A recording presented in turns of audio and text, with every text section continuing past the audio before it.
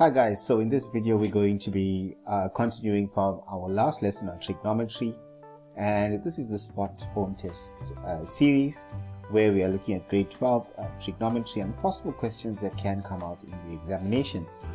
Now the first question that we have here today, it says simplify without using a calculator, and the question that we have here is cos 99 over cos 33 minus sin 99 over sin 33, and it's for 6 marks. So let us look at, so what do we do first in a situation like this? We ask to simplify without the use of a calculator. Well, you have an expression which is a fraction. Now the first thing that you ought to do is you got to look at, well, what is my LCD, lowest common denominator? And we can actually get that just by looking at both these denominators and just writing them down. So the LCD is cos 33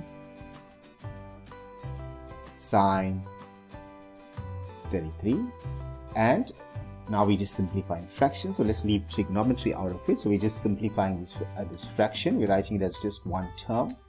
So cos 33 sine 33 now will be written as, so see, this denominator is cos 33, and what did it change to? Cos 33 sine 33. Therefore we can now write cos 99 sine 33. Always check.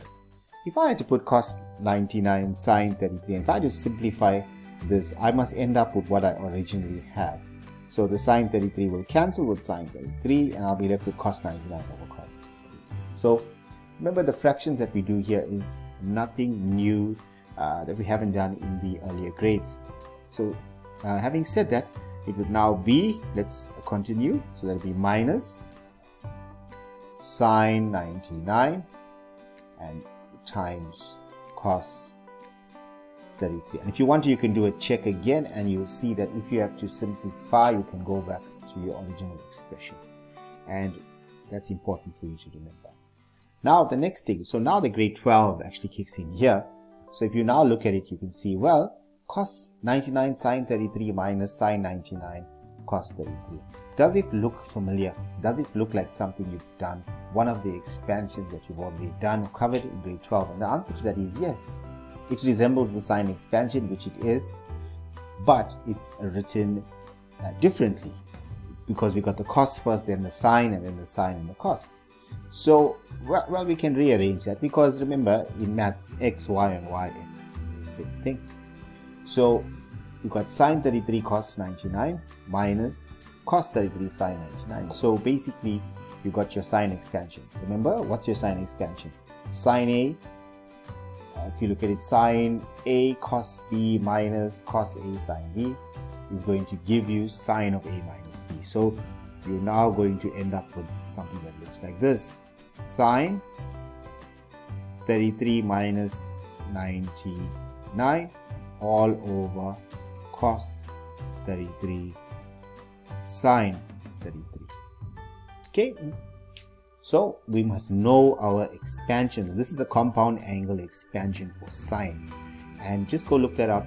Sine A cos B minus cos A sine B is equal to sine of A minus B.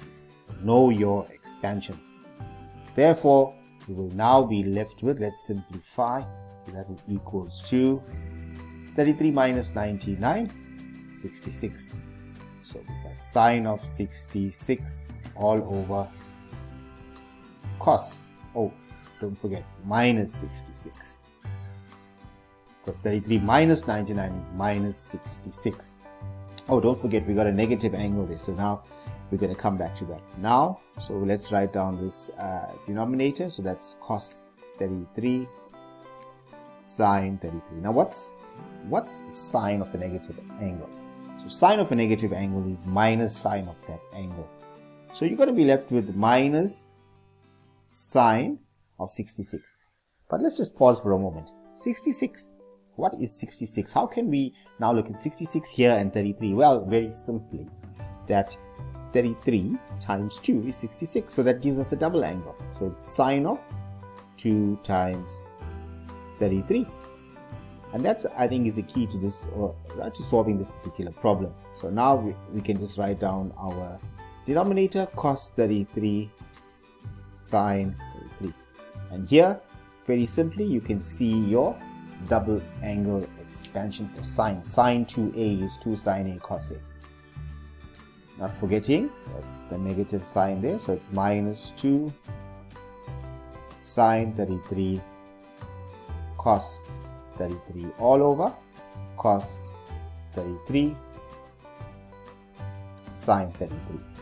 And what do you notice? Sine 33 will cancel with sine 33, cos 33 with cos 33, which leaves me with negative 2. And that's my answer.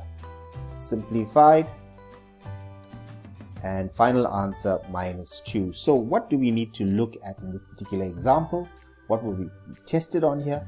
Tested on our compound angles, the sine expansion there, which is, we need to know the reverse of it, and also the double angles for sine 2a. So once again, it's important for us to know all our expansions because it will be tested in the exams. Let's look at the next question. Now in this question we have, show that cos p plus q plus cos of p minus q is equal to 2 cos p cos q. Right. So whenever we ask to show that, remember that this is your left hand side and that's your right hand side. So once again, what do we have here? What's cos of p plus q? What's cos of p minus q? Well, that is compound angles. So therefore, I would now write down the left hand side equals 2. And let's just expand that. So what's your cos expansion? Cos of p plus q.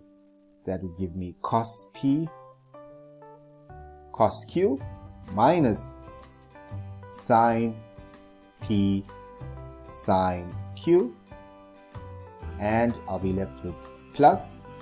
And once again, I got cos of p minus q. So that will be cos p cos q. The sign changes, so minus changes to plus sine p sine q equals 2. So let's see what happens here. Minus sine p sine q and plus sine q sine q. So that's going to cancel. It's like saying minus x y and plus x y. Plus 1 rand and minus 1 rand is 0 rands. So now we're left with cos p cos q plus cos p cos q. It's like saying once again ab plus ab is 2ab. So therefore the answer is 2 cos p cos q, which is equal to my right hand side. So that's actually quite easy for us to do. Okay, and in the last question that we have here, it says hence evaluate cos of 70 plus cos of 50 without using the calculator if cos of 10 is equal to 0,984. Now let's look at this particular example. Now when looking at an example of this nature, well, let's look at 70 and 50. Once again, it's without the use of a calculator. So let's look at what special angles can we use to represent 70 and 50. Think of the special angles that we can use to represent 70 and 50. Well, 70 would be, let's look at that, 60 plus 10 degrees, and 50, 60 minus 10 degrees. Now the reason I'm using 10 degrees is because, as you can see here, they give me a little clue telling me that cos of 10 degrees equal to 0,984. So therefore, it says hence evaluate. So therefore, if I write this down, remember what I was given here. So cos, let's write that down.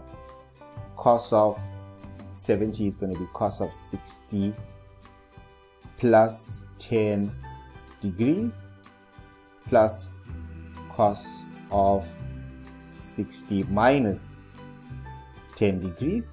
60 plus 10 is 70. 60 minus 10 is 50. And what's that going to equal to? Well, because this is a hence question, we can now use the previous example. It says show that, remember in the previous example they said show that cos of p plus q plus cos of p minus q is equal to 2 cos p cos q.